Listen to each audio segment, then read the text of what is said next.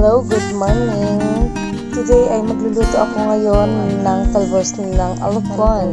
Gata natin. At ipapakita ko sa inyo kung paano ko ito lulutuin. By the way, nagdagdag pala ako ng ulam namin. Bumili ako ng galunggong. At sa halagang 50 pesos ay meron na akong 4 na piraso at malalaki. Bale, hiniwa ko ito para magkasya dun sa aking palayok na maliit. Dahil ito paglulutuan natin ngayon. By the way, hinugasan ko na nga na ito ng mabuti para matanggal yung dugo-dugo at lansa-gaano ng isda. At ito na yung nakuha nating talbos ng alupon. Dahil hinugasan ko ito ng ilang beses dahil meron itong malagkit na na katas na lumalabas dito. Tapos ang ginawa ko nga lang ay siyempre piniga ko din yun para matanggal yung tubig-tubig. At ito na yung isda.